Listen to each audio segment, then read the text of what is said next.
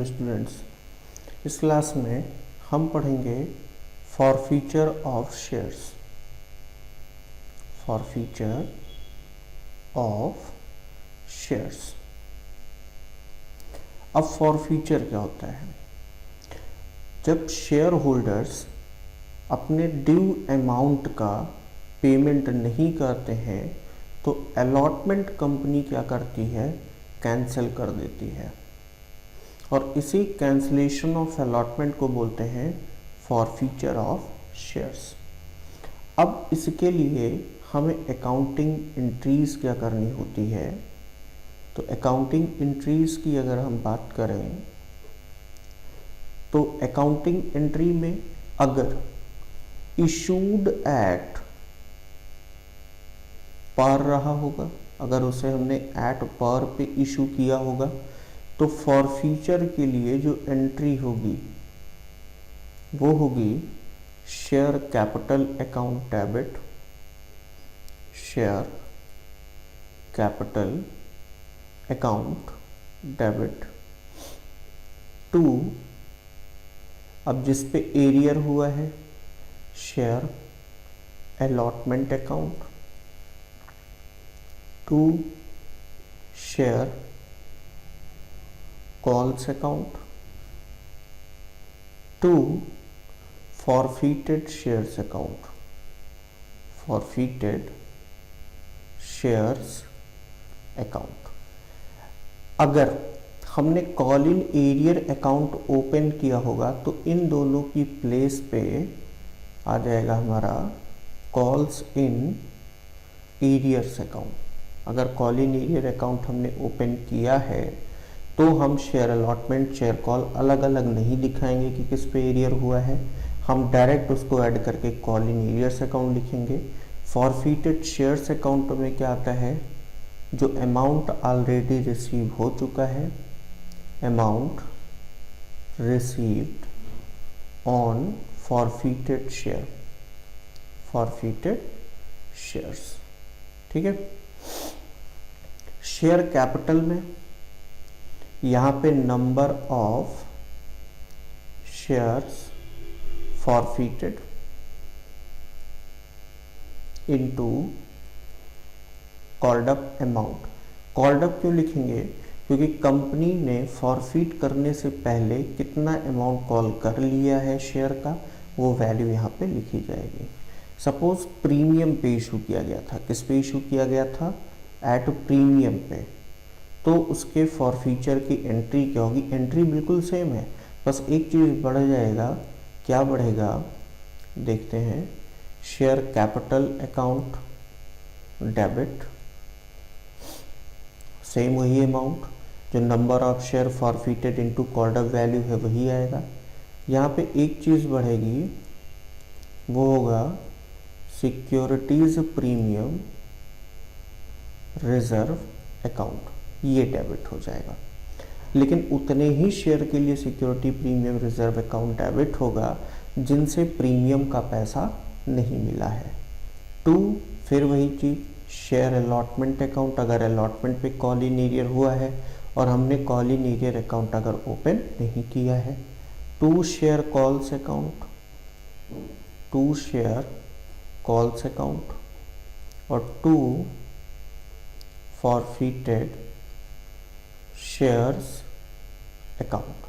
Same हुई, अगर call in arrear account open किया है तो इन दोनों को हटा के इन दोनों का पैसा जोड़ के टू कॉल्स इन एरियर में लिखेंगे, और जो अमाउंट अब तक ऑलरेडी रिसीव हो चुका है वो फॉरफीटेड शेयर्स में आएगा। ये किसकी एंट्री है? फॉरफीचर ऑफ शेयर्स की। इसके हम दो क्वेश्चन देखेंगे, एक एट पर की कंडीशन में, एक एट प्रीमियम अगर इशूड था तो उसकी कंडीशन में। उसके बाद जो री इशू का टॉपिक है, री इशू के टॉपिक को हम नेक्स्ट क्लास में पढ़ेंगे। किस में पढ़ेंगे? नेक्स्ट क्लास में। ओके, तो चलिए बढ़ते हैं क्वेश्चन की तरफ। और पहला क्वेश्चन आपके सामने ये रहा, ये आपका आ गया पहला क्वेश्चन। क्या है पहला question? Z Limited issued 20,000 equity shares of ₹10 each at par payable on application ₹2 per share, on allotment ₹3 per share, on first call ₹3 per share, on second and final call ₹2 per share. Mister Gupta was allotted 100 share. Mister Gupta को कितना share दे रखा? 100। Pass necessary journal entries relating to the forfeiture of shares. किससे related हमें entry करनी है? Forfeiture of shares से। In each of the following alternative cases. Case 1 देखिए क्या दिया है, तो केस 1 में दिया है कि mister Gupta failed to pay the allotment money and his shares were forfeited. इसका मतलब कि अलॉटमेंट तक पैसा मांगा, गुप्ता ने पेमेंट नहीं किया और उसके शेयर को फॉरफीट कर लिया। तो फॉरफीचर की एंट्री क्या होगी? Equity share capital account debit, equity share capital account debit. अब अगर कॉल इन एरियर अकाउंट हम ओपन नहीं कर रहे हैं तो यहाँ पे क्योंकि कोई इन्फॉर्मेशन है नहीं तो ओपन नहीं करते हैं, और कुछ क्वेश्चंस ऐसे भी कराएंगे जिसमें call in arrear account open हुआ होगा। तो अभी इसको देखते हैं। Equity share capital account debit, arrear किस पे हुआ है? इक्विटी शेयर अलॉटमेंट अकाउंट, और 2 फॉरफीटेड shares account, forfeited shares account. अब इक्विटी शेयर कैपिटल में कितना आएगा? गुप्ता का शेयर कितना है? 100 और कॉल्ड अप वैल्यू कितनी है? देखो एप्लीकेशन मांगा होगा, उसके बाद अलॉटमेंट मांगा होगा, तभी तो पता चला कि अलॉटमेंट पे नहीं मिला, और इसके बाद फॉरफीट किया। तो 2 + 3 कितना हो गया? 5 रुपीज़। तो ये कितना हो गया? 500। एरियर किस पे हुआ? अलॉटमेंट पे 100। अलॉटमेंट था 3 रुपीज़ का, तो कितना हो गया? 300। अब फॉरफीटेड शेयर्स में 2 तरीके से आप पैसा निकाल सकते हो, डेबिट क्रेडिट का डिफरेंस, या फिर आप देख लो क्या पैसा मिला। अगर मिस्टर गुप्ता ने किसका पैसा नहीं दिया? अलॉटमेंट का। किसका पैसा नहीं दिया? अलॉटमेंट। इसका मतलब इसके पहले जो था हमारा एप्लीकेशन, उसका पैसा गुप्ता ने दिया, और एप्लीकेशन कितने का है? 2 रुपीज़ का है। तो 100 × 2 कितना हो जाएगा? 200। ओके। अब केस 2 पे आते हैं और केस 2 देखते हैं क्या दिया है। केस 2 यानी सेकंड केस। तो सेकंड केस में दिया है if mister Gupta failed to pay allotment money and on his subsequent failure to pay the first call his share were forfeited. यानी कि अलॉटमेंट नहीं दिया और उसके बाद वो फर्स्ट कॉल भी नहीं दे पाया और उसके शेयर को फॉरफीट कर लिया। यानी अब पैसा कहाँ तक मांगा गया? फर्स्ट कॉल तक मांगा गया है और उसके बाद फॉरफीट कर लिया। तो एंट्री देखिए क्या होगी? Equity share capital account debit. अब यहाँ पे देखिए कितना हो गया? एप्लीकेशन 2, अलॉटमेंट 3 और फर्स्ट कॉल भी कितना है? 3, यानी 3 6 और 2 8। तो यहाँ पे कितना आ जाएगा? 100 × 8, तो ये हो जाएगा आपका 800। ठीक है। इसके बाद एरियर जिस पे हुआ है तो 2 इक्विटी शेयर अलॉटमेंट अकाउंट। तो अलॉटमेंट पे कितना मांगा था? 3 रुपीज़। तो ये कितना हो गया? 300 100 शेयर पे। फर्स्ट कॉल पे भी एरियर हुआ है, equity share first call account. ये कितना हो जाएगा? 100 × 3। फर्स्ट कॉल पे भी है, 300 हो गया। तो मिला क्या भाई? एप्लीकेशन मांगा, अलॉटमेंट मांगा, और इसके बाद अब क्या मांगा? First call. और फर्स्ट कॉल नहीं मिला, अलॉटमेंट नहीं मिला, यानी मिला क्या? सिर्फ एप्लीकेशन, जो कि कितना था? 2 रुपीज़ पर शेयर। तो 100 × 2 कितना हो जाएगा? 200। तो यहाँ पे क्या आ जाएगा? 2 फॉरफीटेड शेयर्स अकाउंट, जो पैसा ऑलरेडी मिल चुका है फॉरफिटेड शेयर पे वो फॉरफिटेड शेयर्स अकाउंट में आएगा 200, ठीक है। अब इसके बाद केस थर्ड देखते हैं, और केस थर्ड क्या दे रहा है, if mister Gupta failed to pay the first call and on his subsequent failure to pay the second and final call his shares were forfeited। इसका मतलब कि एप्लीकेशन भी मांगा, एप्लीकेशन कितना था 2 रुपीज़, अलॉटमेंट भी मांगा 3 रुपीज़, फर्स्ट कॉल भी मांगा, फर्स्ट कॉल 3 रुपीज़ और फाइनल भी मांग लिया, कितने का 2 रुपीज़। एप्लीकेशन और अलॉटमेंट तो मिला लेकिन फर्स्ट और फाइनल का पैसा नहीं मिला, तो ऐसे कंडीशन में एंट्री क्या हो जाएगी, अब आपका केस 3 आ गया, case third.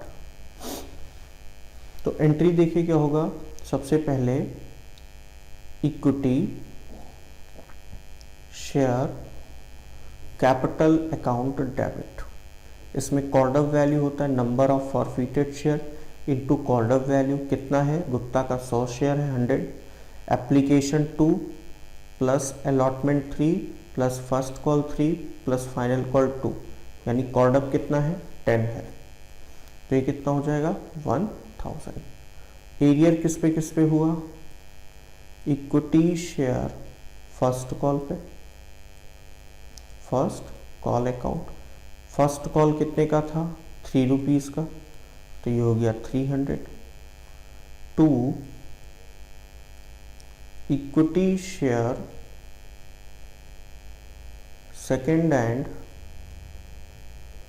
Final call account 100 into 3, sorry 2 rupees का है, तो ये कितना हो गया 200। तो मिला क्या है, एप्लीकेशन 2 प्लस 3 अलॉटमेंट का, यानी 5 रुपीज़ मिल चुका है, तो 100 इंटू 5 किस में आ जाएगा, 2 फॉरफिटेड शेयर्स अकाउंट में 500। डिफरेंस भी निकालते हैं तो देखिए 1000 माइनस 500 कितना होता, 500 बचता। तो ये तो था हमारा एट पर पे जब इशू किया होगा, ठीक है। इसके बाद अगर एट प्रीमियम पे इशू किया है तो ऐसे कंडीशन में कैसे क्वेश्चन करना है वो देखते हैं।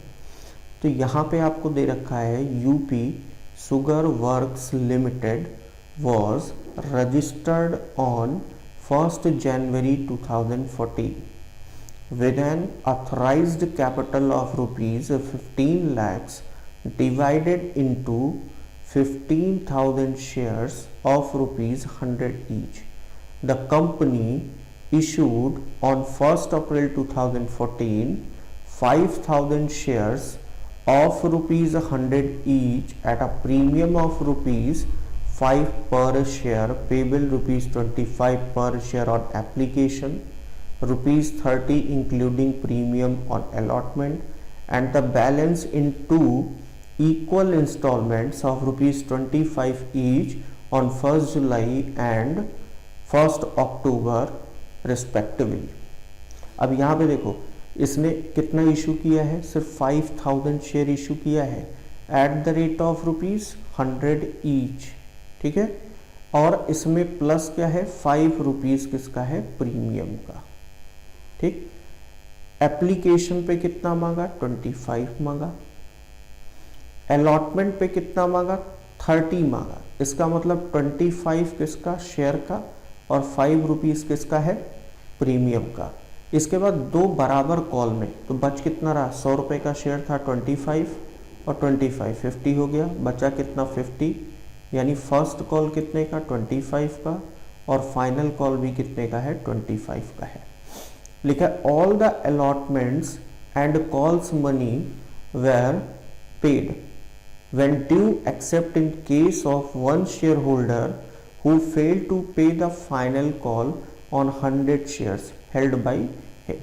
मतलब एक शेयर होल्डर है जिसके पास कितना है 100 शेयर है, जिसने किसका पैसा नहीं दिया फाइनल कॉल का। अब देखो ये तो प्रीमियम पे इशू किया गया था लेकिन एरियर किस पे हो रहा है, फाइनल कॉल पे।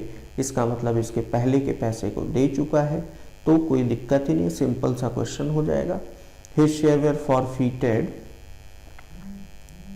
His share were forfeited on 1 November after giving him a due notice. अब हमें एंट्री दिखानी है, तो सबसे पहले क्या होगा, एप्लीकेशन मनी रिसीव होगा, तो एंट्री क्या होगी, bank account debit to share application account. अब शेयर कितना है 5000, कितने में इशू किया 25 में, तो कितना हो जाएगा 25 125 और 30 लगा दो, यानी 1,25,000। इसका अमाउंट रिसीव होगा, सॉरी रिसीव हुआ, ट्रांसफ़र होगा शेयर कैपिटल में, तो एंट्री क्या हो जाएगी, share application account debit to share capital account 1,25,000। Okay, इसके बाद अलॉटमेंट मनी ड्यू होगा, तो एंट्री क्या होगी, share allotment account debit to share capital account to premium base पे सिक्योरिटीज प्रीमियम रिजर्व अकाउंट। अब देखिए यहाँ पे 5000 शेयर है और कितने में इशू किया 30 में, तो कितना हो जाएगा 1,50,000 हो जाएगा। अब इस 5000 शेयर में 25 तो नॉमिनल है, यानी 1,25,000 और 5 रुपीज़ का प्रीमियम है, तो 5000 इंटू 5 25,000।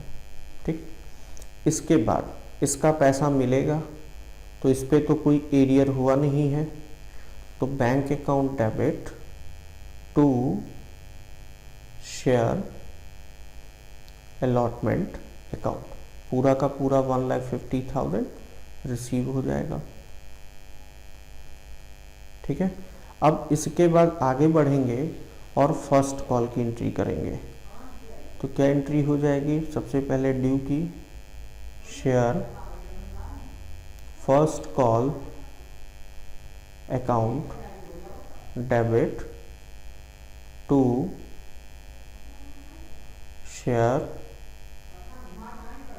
Capital account. तो 5000 शेयर इशू किया, फर्स्ट कॉल पे 25 मांगा, 1,25,000 1,25,000 इसका पैसा मिलेगा, तो एंट्री क्या होगी, bank account debit to share first call account, कितना पूरा 1,25,000 1,25,000। इसके बाद फाइनल कॉल मनी ड्यू होगा, एंट्री क्या होगी, share final call account debit to share capital account, ये भी सेम 25 रुपीज़ पर शेयर है, 1,25,000 होगा। अब इसके बाद जब कॉल इन एरियर हुआ 100 शेयर पे पैसा नहीं मिला, तो एंट्री क्या करनी है, हम call in arrear account open नहीं कर रहे हैं यहाँ पे, to share final call account. तो देखिए 100 शेयर पे नहीं मिला है और 25 की रेट से कितना हो जाएगा 2,500। अब 1,25,000 रुपीज़ ड्यू है और 2,500 अगर लेस कर दें तो 1,22,500 रिसीव हुआ, तो यहाँ पे कितना हो जाएगा 1,22,500 1,22,500।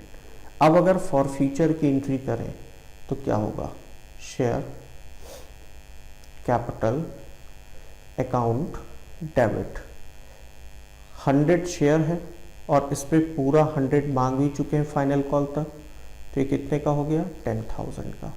एरियर किस पे हुआ है, फाइनल कॉल पे, तो शेयर फाइनल कॉल अकाउंट, तो फाइनल कॉल पे एरियर कितना हुआ, अभी हमने निकाला है 2,500, तो जो पैसा मिला वो कितना मिला, फॉरफिटेड शेयर्स अकाउंट। यहाँ पे शेयर की बात हो रही है तो प्रीमियम को हटा के बाकी, यानी कि अगर 100 पे 25 रुपये हमें नहीं मिला तो यानी कि 75 तो मिल चुका है ना, ये हो गया। तो ये फॉरफीचर की एंट्री है। अब देखो ये प्रीमियम पे तो था, लेकिन प्रीमियम जिस पे था उस पे एरियर नहीं हुआ था। प्रीमियम किस पे था, अलॉटमेंट पे, और अलॉटमेंट का पैसा तो मिल चुका था, कोई प्रॉब्लम नहीं हुई। सपोज सेम क्वेश्चन है और हम ले लेते हैं कि यहाँ पे ये जो 100 शेयर है ना, हम इसको आगे लिख देते हैं, ठीक है, कि इसने अलॉटमेंट पे भी नहीं दिया, फर्स्ट भी नहीं दिया, ठीक है, और फाइनल भी नहीं, तीनों पे पैसा नहीं दिया। तो चेंज क्या होगा, एंट्री में कोई चेंज नहीं है, ठीक है, एंट्री में कोई चेंज नहीं होने वाला है। इसमें जो चेंज होगा वो बस इतना होगा कि ये जो पैसा मिलेगा यहाँ पे पैसा बदलेगा। यहाँ पे क्या हो जाएगा, 1,50,000 की जगह पे 100 शेयर पे 30 रुपीज़ अलॉटमेंट पे था तो 3000 हो गया। तो ये कितना हो जाता, 1,47,000, 1,47,000। फिर इसके बाद फर्स्ट कॉल पे भी एरियर होता तो यहाँ पे भी कितना हो जाता, 1,22,500, 1,22,500। फिर फाइनल कॉल पे तो एरियर है ही, पहले से ही एरियर यहाँ पे दिख रहा है कि लिखा हुआ है, ठीक है। अब यहाँ पे फॉरफीचर की एंट्री क्या होती वो हम देखते हैं। तो फॉरफीचर की एंट्री में थोड़ा सा चेंज होता, ठीक, यहाँ पे 7,500 लिखना था। देखिए क्या हो जाएगा, इसकी जगह पे share capital account debit, share capital account debit, 100 share है, पूरा मांगा 100 रुपीज़, तो ये कितना हो जाएगा 10,000। इसके बाद 100 शेयर पे प्रीमियम कितना था 5 रुपीज़, तो securities premium reserve account debit हो जाएगा कितना 500। इसके बाद 2 शेयर अलॉटमेंट पे एरियर हुआ तो विथ प्रीमियम नहीं मिला है 30 रुपीज़ की रेट से 3000। 2 share first call account, first call 25 rupees का था तो 100 इंटू 25 2500। फाइनल पे भी नहीं मिला है तो 2 share final call account 2500, 100 share पे यहाँ भी नहीं मिल रहा है। तो फिर मिला क्या भाई, इससे एप्लीकेशन का तो मिला ना, फॉरफिटेड शेयर्स अकाउंट 2500, ठीक। अब यहाँ पे देखिए दोनों में डिफरेंस क्या हुआ, दोनों प्रीमियम पे ही इशूड थे। यहाँ पे प्रीमियम का जो पैसा था, प्रीमियम वो क्या था, रिसीव्ड था, यानी मिल चुका है। अलॉटमेंट पे पैसे प्रीमियम मांगा था, अलॉटमेंट मनी मिला था। और ये कब होगा, when premium money is not received, जब प्रीमियम मनी रिसीव नहीं होगा तो ये एंट्री होगी। अब आप क्लियर होंगे, कन्फ्यूज सही आपको समझ में आ गया होगा कि कैसे हमें एंट्री करनी है इस कंडीशन में, ठीक है। प्रीमियम को कैसे हमें दिखाना है अगर प्रीमियम का पैसा नहीं मिला है तो, ओके। अब हम नेक्स्ट क्लास में पढ़ेंगे, नेक्स्ट क्लास में री इशू ऑफ शेयर्स, ठीक। और री इशू पढ़ने के बाद इसके कुछ क्वेश्चंस को भी सॉल्व करेंगे, वो एट पार का भी होगा, एट प्रीमियम पे भी होगा। और उसके बाद हम स्टार्ट करेंगे अपना फाइनल क्वेश्चन जो प्रैक्टिकल प्रॉब्लम है प्रो राटा वाला, ठीक है। प्रो राटा के क्वेश्चंस को करेंगे लास्ट क्लास में, ओके। Thank you.